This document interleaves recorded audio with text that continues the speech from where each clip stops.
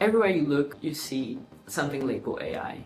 It could be day-to-day life, for example, just seeing ads, shops, apps.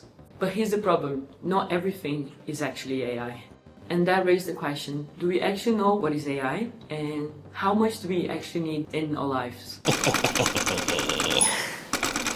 UK research shows that public trust in AI is actually declining and the concerns are rising, where the worries jumped from 44% to 59% in just 2 years. And this comes from Ada Lovelace Institute nationwide search and looking at how people in UK view AI to understand how that trust have been shifted. One big problem with AI research is that AI being treated as one thing, but it really depends on the context. To close that gap, the survey asked about the awareness of 8 different applications of AI and asked them if they know the benefits or what are their concerns about that application.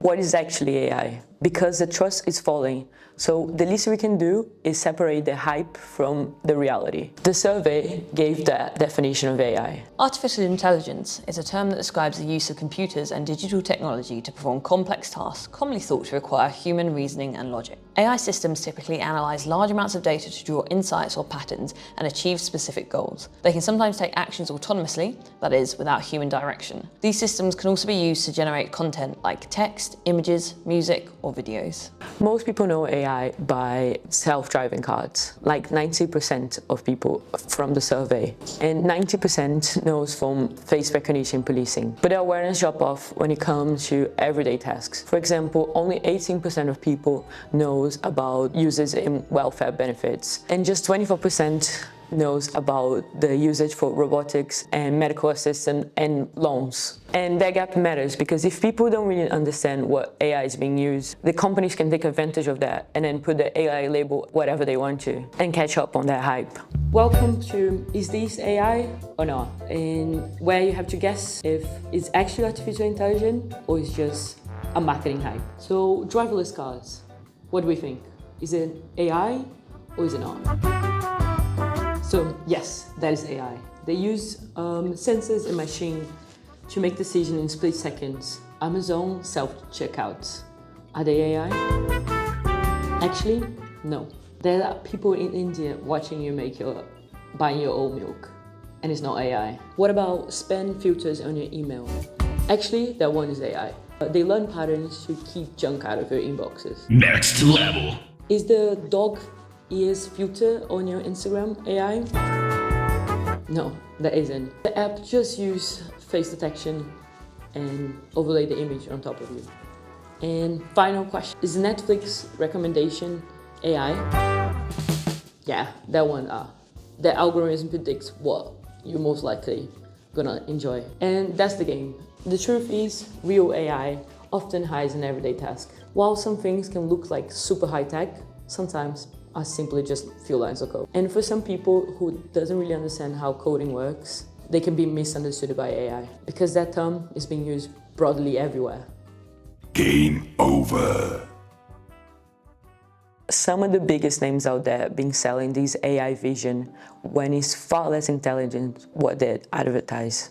Amazon had a so-called AI-powered groceries when you can just grab your items, no checkout needed. And it seems exactly what people on the survey was asking, convenience and efficiency. But in reality, it wasn't an algorithm running the show, it was people. Reporters revealed that more than 1,000 workers in India were reviewing the footages and labeling the sales. And one insider saying that 70% of transactions in 2022 was reviewed by humans. Amazon denies about it, but the gap shows that the AI that we promise is not the reality that we have. And it's not just Amazon. Build AI is a good example how AI hype goes wrong. And they launched Natasha, which was a visual system that promised you handle 80% of your app development. With the bold slogan, building applications should be as easy as ordering a pizza.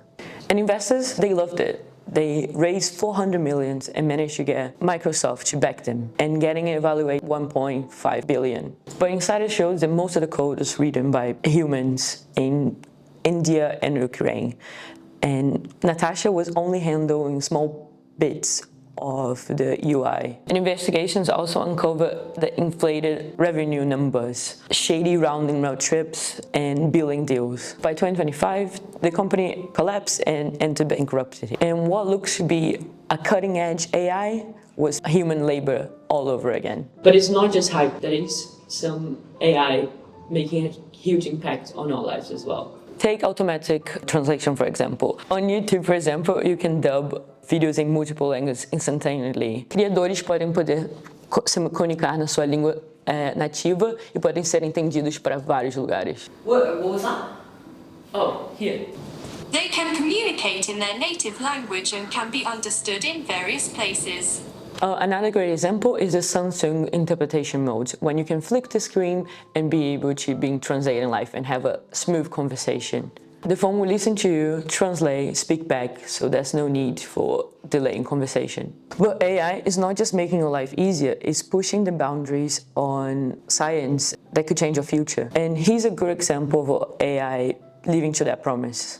Science and UPenn use AI to scan through global microbes, basically the DNA of the microbes. But with the help of AI, it shifted from 150 to 1 billion potential new antibiotics. Then they tested 100 of those and 1,000 of those working against a drug-resistant bacteria, and even in live mice. And that's huge because antibiotics resistance is one of the biggest threats of modern medicine. And it just shows like AI can cut through mountains of data to find a solution that a human alone couldn't get in on time. It's important to understand what is AI and what actually not. Otherwise, people would only use it as a buzzword and don't really understand their value. The more transparent that we are about how it actually works, the easier it's for the public to understand their potential and adapt and see the beneficial in the long run. Most people were clearly positive when they could understand the benefits, like supporting cancer with AI,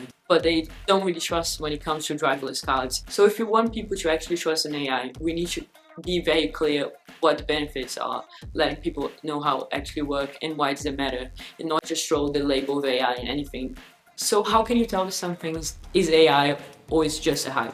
Here are a few things to look out. Look if the system is actually learning or is just following instructions. For example, a turbo that runs around might seem clever, but isn't learning from a cat's behavior and improving with time. It's just repeating a pre-programmed move.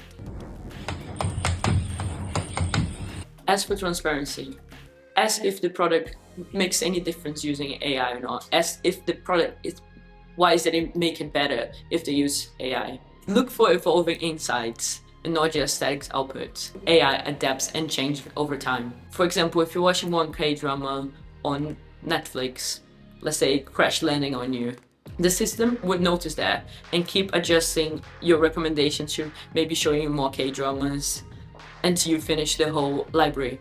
Check for evidence. Some AI companies just add AI-driven, and sometimes it's just a simple optimization. If there's no clear documentation about how the AI is being used, it's probably a red flag. At the end of the day, AI isn't magic, it's just a tool. And if you know what you're looking for, you'll be able to spot it out what is a real innovation and what is just a buzzword. If you like videos like these, let us know in the comments, like and subscribe. So, let's start.